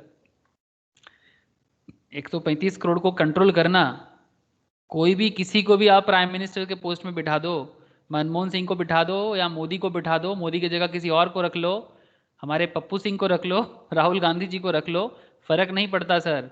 बट इतना बड़ा आबादी को कंट्रोल करने के लिए ना जिगरा चाहिए, सीरियसली मजाक नहीं है। इतना बड़ा आबादी, उसमें स्टेट का कंट्रीब्यूशन हर जगह में ज़रूरी है। जो स्टेट अपने आप में डेवलप नहीं है वो तो और मुश्किल में पड़ेगा। ठीक है, तो इसके चलते इंडिया जैसा कंट्री को करेंटली जो हालत है, इंडिया का करेंटली जो हालत है, चाइना का साइज देख रहे हो आप लोग, चाइना का साइज देखो आप, इसके अंदर रहते हैं 150 करोड़, हमारा साइज देखो, चाइना से हम लोग कितना गुना होंगे, मतलब इसके अंदर 2 इंडिया तो घुस जाएगा ना सर। 2 इंडिया, इतने में 1 इंडिया आता है। सही है एकदम। ठीक है, ये इंडिया का साइज, इसके अंदर एक आएगा, मतलब 2 इंडिया। इसके अंदर है 135 करोड़। अब इसमें कोरोना को रोकना, समझ पा रहे हो क्या? चाइना को मुश्किल में पड़ गया था, वो तो हमारे से कितना इंप्रूव है, इंफ्रास्ट्रक्चर है। मतलब किस लेवल का डेवलपमेंट होने से हम लोग इंडिया के अंदर कोविड जैसा प्रॉब्लम को सॉल्व कर पाएंगे। ये कोई मजाक नहीं है कि ये 1 साल का बात नहीं है। हम लोग बात बात में बात कर सकते हैं, बट सीरियसली अभी बहुत कुछ बाकी है हमारे देश में, बहुत कुछ। मतलब इस तरह का महामारी को कंट्रोल करने के लिए जो इंफ्रास्ट्रक्चर, जो पब्लिक अवेयरनेस, ये बहुत ज़रूरी है। और उसका अभी इंडिया में बहुत हालत खराब है। अब क्या बताएं सर आप लोगों को, ये सब कनेक्टेड पॉइंट था। दैट्स वाई मैं आपको बस बताने का कोशिश कर रहा हूँ। मतलब जो भी बैठे सत्ता में, चाहे वो किसी को भी आप पुट कर दो, पागल हो जाएगा, पागल हो जाएगा सीरियसली। इवन चीफ मिनिस्टर बनना भी उतना आसान बात नहीं है हमारे स्टेट में। मतलब 10 करोड़ आबादी इतना छोटा जगह में। ओके सर, चलो। तो it ignores time value of money. इतना देर से हम लोग जो पेबैक पीरियड का क्वेश्चंस को सॉल्व कर रहे थे, कहीं पर भी हम लोगों ने इन्फ्लेशन रेट को कैलकुलेट किया सर? ये जो इतना सारा प्रॉब्लम सॉल्व किया हम लोगों ने, कहीं पर भी इन्फ्लेशन रेट को दिया दिखा सर हम लोग? लाइक कॉस्ट ऑफ कैपिटल का रेट या इन्फ्लेशन रेट, डिस्काउंटिंग रेट, कुछ भी दिया सर यहाँ पर? इतना देर से जो इतना सारा सवाल किए थे, बोलो। हाँ, क्या बात नहीं समझे? क्या हुआ? अरे बोलो तो सही। नहीं समझ में आया क्या मेरा बात? ना दादा। क्या ना दादा, मतलब मेरा बात समझ में नहीं आया? লাস্টের কথাটা কি বললে? আমি এটা জিজ্ঞেস করলাম कि ये जो इतना सारा क्वेश्चन हम लोग अभी इतना ABCD 4 प्रोजेक्ट को सॉल्व करके आ रहे थे, कहीं पर भी इन्फ्लेशन रेट या डिस्काउंटिंग रेट या फिर कॉस्ट ऑफ कैपिटल का रेट कुछ भी यूज किए क्या? না। ना तो हाँ सर, नहीं ना? तो इसका मतलब कुछ तो दाल में काला है ना सर। मतलब ये जो हमें रिजल्ट दे रहा है, ये प्रॉपर रिजल्ट नहीं है, बिकॉज इसमें इन्फ्लेशन रेट मिसिंग है। इसमें इन्फ्लेशन रेट या डिस्काउंटिंग रेट मिसिंग है। मतलब हर साल जो पैसा मेरा आ रहा है ना, उसका रियल वैल्यू पता नहीं चल रहा है, बिकॉज मार्केट में हर साल का महंगाई है। इंडिया जैसे कंट्री में तो 7 से 8% का महंगाई है सर, ऑन एन एवरेज। वो 7-8% का डेटा कहाँ है? मिसिंग है यहाँ पर। तो उसको रेक्टिफाई करना पड़ेगा। उसके लिए उपाय है, उपाय में बाद में बात करते हैं सर कि क्या उपाय है। जो डिस्काउंट नॉर्मल पेबैक पीरियड आपको इसका जवाब नहीं देता, ठीक है। दैट इज द रीजन हम लोगों ने ही इसीलिए बोला कि it ignores time value of money. Time value of money actually समय के साथ साथ, जैसे देखो sir, time value of money का सबसे बड़ा एग्जांपल क्या है कि आप अपने माँ पापा से पूछना कि जब वो लोग आपके जैसे थे या छोटे थे, उनके पास अगर 10 टका का नोट होता था तो वो क्या करता था, और आज के डेट में आपके पास 10 टका का नोट है तो फिर आप उससे क्या करते हो? इवन 100 रुपीज भी कम पड़ जाता है पॉकेट में किसी का आज के डेट में। लेकिन एक जमाना था आज से 30 साल 40 साल पहले या 50 साल पहले, कि 100 रुपीज हाथ में होता था ना, तो ऐसा लगता था कि मतलब 1000 रुपया है। तो इस तरह का कॉन्सेप्ट है। मैं तो इतना ऐसा भी कहानी सुना हूँ कि अगर किसी के पास 10 पैसा है तो 10 पैसे से भी वो बाजार निकलता था, मतलब 1950-60s के टाइम पे, ठीक है, 60-70s के टाइम पे भी 10 पैसा, 1 टका, 1 टका, 1 रुपी होता था। तो उसमें बस में चढ़ना, रेस्टोरेंट में खाना खाना, सब करने के बाद भी पॉकेट में पैसा बच जाता था। ऐसा भी मैं कहानी सुना हूँ दादाजी लोगों से, या फिर कभी कभी पापा का बचपन का भी कहानी सुनता हूँ, ठीक है। पापा करेंटली 60-61 ईयर्स ओल्ड, ठीक है। तो उनसे भी सुनता हूँ, वो भी बोलते हैं कि बचपन में जब मेरा दादाजी पापा को 1 रुपी देता था तो बोलता था 1 रुपी से मूवी भी देख लेता था, बस में भी चढ़ लेता था, कहीं पर नाश्ता भी कर लेता था, फिर भी जब घर में आता था देखता था अभी भी 5 पैसा उनके पॉकेट में है या फिर 10 पैसा उनके पॉकेट में पड़ा हुआ है। मतलब 90 पैसे में काम हो जाता था। लेकिन 60 साल में, 50-55 साल में, 50-55 ईयर्स में अभी 1 टका में क्या होता है सर? हाँ, इवन 100 रुपीज इज कुछ नहीं, ठीक है। 1000 रुपीज में शायद कुछ बन जाए, ठीक है, मूवी का टिकट हो जाए, रेस्टोरेंट का खाना हो जाएगा एक दिन का। हाँ सर, मूवी टिकट 300-500 रुपीज़, ठीक है। रेस्टोरेंट में खाना थोड़ा बहुत, अगर रास्ते में रोड साइड रेस्टोरेंट, चलो सर 200 रुपीज़, फिर भी ऑटो का भाड़ा, बस का भाड़ा 10-20 रुपया, फिर भी आपके पास कुछ पैसा बचेगा। तो 1000 रुपीज़ आज के डेट में सिचुएशंस बन रहा है 50-55 ईयर्स में। This is what, this is time value of money. एक जमाने में जो काम करने में 1 टका लगता था या 10 टका या 100 रुपीज़ लगता था, अगर आज के डेट में वो काम करने में आपको 1000 रुपया लग रहा है। What is this, this is time value of money. समझ में आ रहा है सर?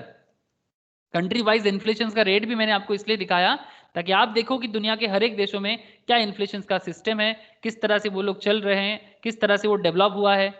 ठीक है, इंडिया एक मीडियोकोर कंट्री है सर करेंटली, ठीक है, इंडिया एक मीडियोकोर, और हमारा वेस्ट बंगाल इंडिया के अंदर मीडियोकोर, ठीक है।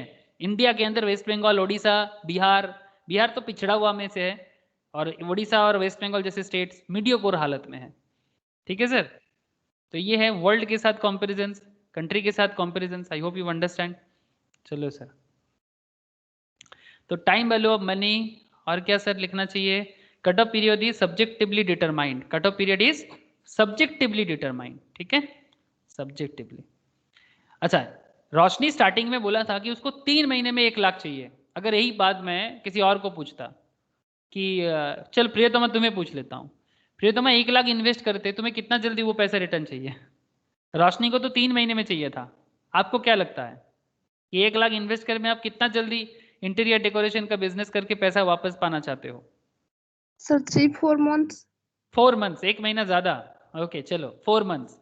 तो रोशनी 3 मंथ बोला था, प्रियतमा 4 महीना बोल रहा है। सर कौन सा सही है, कौन सा गलत है?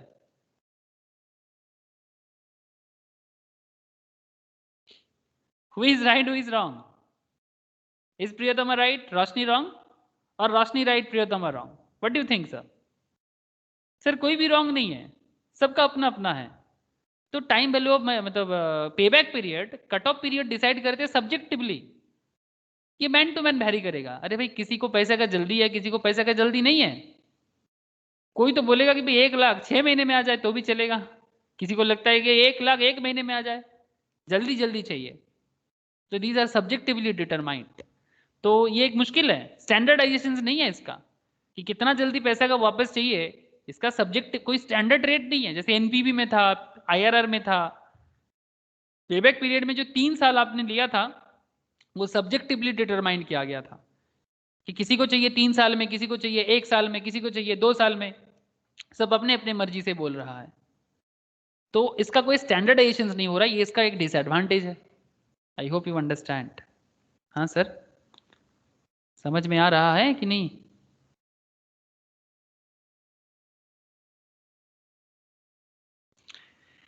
It focuses on return of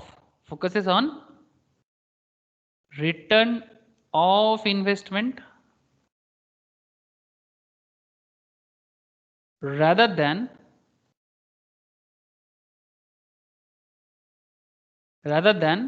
return on investment.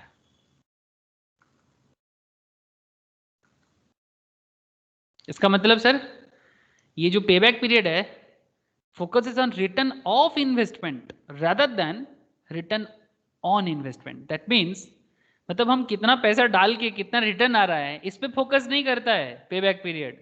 Payback period focus कर रहा है कि मैंने 600 लाख डाला तो मेरा ये 600 लाख कितना जल्दी आ रहा है, तो दिस इज रिटर्न ऑफ। 600 डाल के मुझे कितना ज्यादा मिल रहा है इस पे फोकस करता ही नहीं है। रिटर्न ऑन इन्वेस्टमेंट मतलब रिटर्न ऑन जो है, मैंने 600 लाख डाला मुझे 700-800 लाख आ जाए, इस पे फोकस नहीं कर रहा है। 600 लाख कितना जल्दी आएगा इस पे इसका मेन फोकस है। रिटर्न ऑफ में ज्यादा फोकस है रिटर्न ऑन से। बात क्लियर है sir? Return on and return of का बात समझ में आ रहा है सर? डाउट है तो पूछ लो सर कि सर मुझे समझ में नहीं आ रहा है, बोलो। क्लियर आ रहा है कि नहीं आ रहा है ना सर? तो ये पेबैक पीरियड का डिसएडवांटेज है कि ये रिटर्न ऑन में बात ही नहीं करता, ये सिर्फ रिटर्न ऑफ में बात करता है कि मैंने जो मार्केट में डाला क्या वो मेरा वापस आया।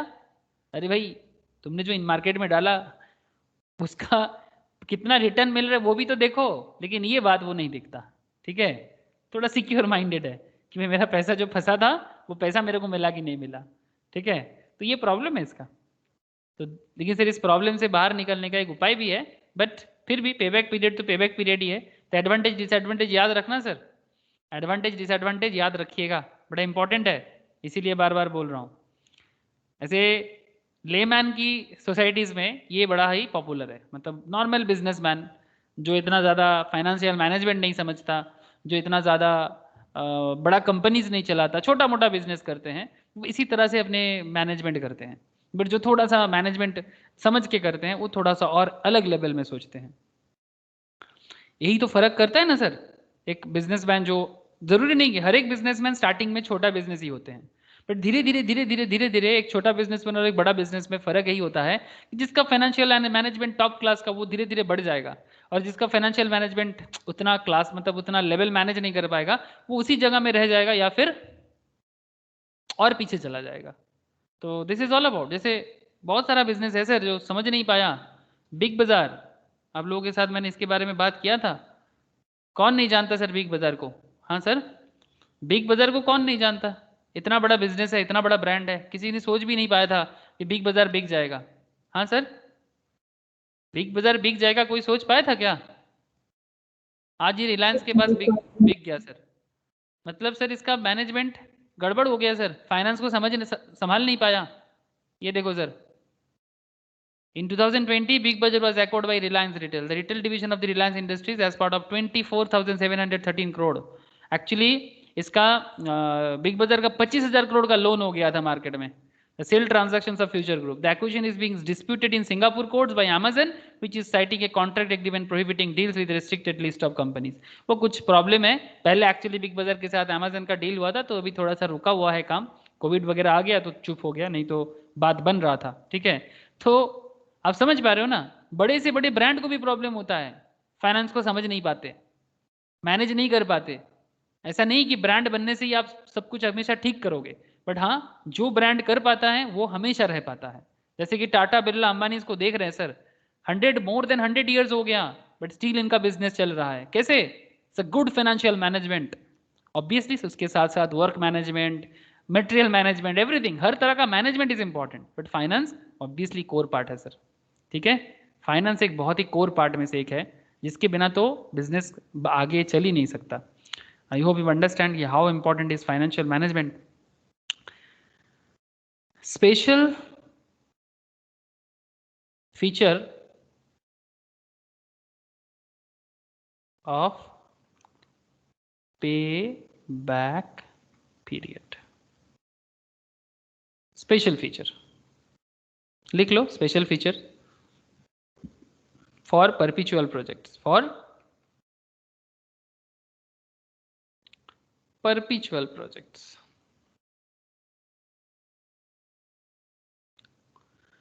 पे back period equals to perpetual project, मतलब मैं आज इन्वेस्ट करूंगा और मुझे रिटर्न मिलता जाएगा, मतलब लाइफ टाइम। ठीक है, ऐसे भी हो सकता है कि कोई कोई बिजनेस ऐसे भी होते हैं कि आज इन्वेस्टमेंट करो और कुछ ना कुछ मिलते जाएगा लाइफ टाइम। पे बैक पीरियड इक्वल्स टू क्या हो जाएगा sir? 1 divided by internal rate of return, 1 divided by internal rate of return. क्या होगा? एग्जाम्पल देखो, consider a project, consider a project where initial investment is 500 lakh। कितना है sir initial investment? 500 lakh. It will generate perpetual cash flow, it will generate perpetual cash flow of 100 lakh. ध्यान से समझना sir question को, 500 लाख का इन्वेस्टमेंट है, perpetual का मतलब क्या होता है? चलते जाएगा। हाँ सर, चलते जाएगा, खत्म ही नहीं होगा। ठीक है, तो 100 लाख आपको हर साल मिलेगा, एक ऐसा प्रोजेक्ट जो आपको हर साल 100 लाख देगा।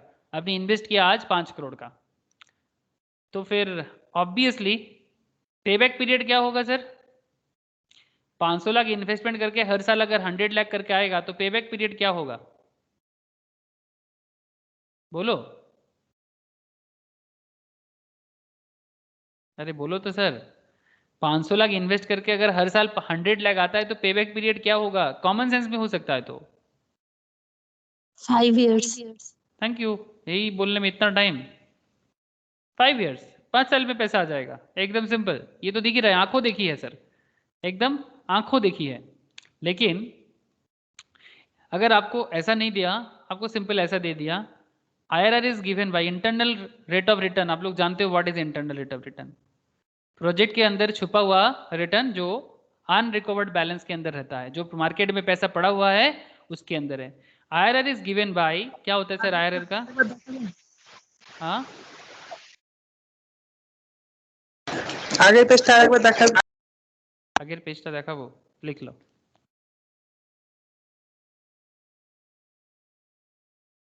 ঠিক আছে। ओके चलो, IRR is given by outflow equals to inflow. ये तो हम लोग जानते हैं IRR करने के टाइम पे। आपने इन्वेस्ट कितना किया? 500, ओके। आउटफ्लो, इनफ्लो कितना है? 100 करके, but you don't know what is your i, है ना sir? But you can easily calculate i, because you know कि कितना आपका 100 करके आ रहा है और 500 आप इन्वेस्ट कर रहे हो, तो what is the I sir? I equals to क्या हो जाएगा? 100 बाई 500 ना, इक्वल्स टू 0.2, दैट इज 20%। ये सर नो, आपका इंटरेस्ट रेट जो इंटरनल रेट ऑफ रिटर्न जो है वो हम समझ में आया कि नहीं आया? 20% समझ में आया कैसे आया? मतलब प्रोजेक्ट के अंदर छुपा हुआ रिटर्न कितना है? 20% करके है। समझ में आया कि नहीं आया? बोलो कैलकुलेशन।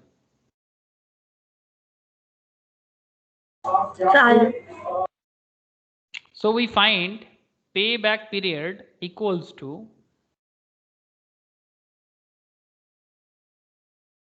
1 by IRR। ये तो हम लोग पहले भी लिखे थे, 1 by IRR, एकदम स्टार्टिंग में लिख लेना 1 by IRR।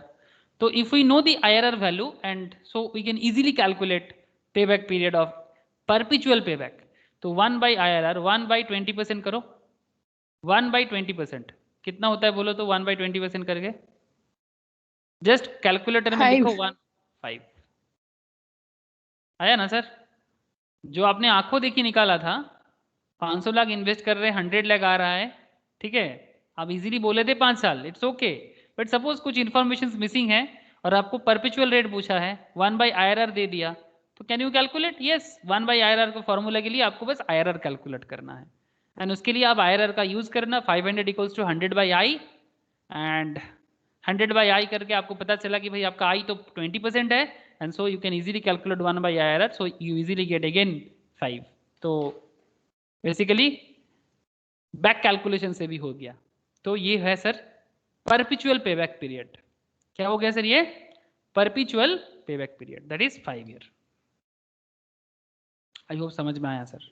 इवन आप रिटर्न भी कैलकुलेट कर लिए, कोई भी एक मिसिंग है आप वो भी कैलकुलेट कर सकते हो। सर आज तो इतना ही रखूंगा, लेकिन नेक्स्ट क्लास मतलब कल के क्लास में हम लोग क्या सीखेंगे? नेक्स्ट क्लास में हम लोग सीखेंगे सर डिस्काउंटेड पेबैक पीरियड, जिसमें पेबैक पीरियड का जो सबसे बड़ा प्रॉब्लम है दैट इज इन्फ्लेशन को इग्नोर करना, टाइम वैल्यू ऑफ मनी को इग्नोर करना। वो इग्नोरेंस को कैसे रेक्टिफाई कर सकते हैं, उसके लिए पेबैक पीरियड में थोड़ा सुधार है, मतलब there is some little bit changes in the payback period, तो that is called discounted payback period. Next class में, कल के क्लास में करेंगे, फिर बहुत सारा होमवर्क होगा। ठीक है सर? क्लियर है ना सबको?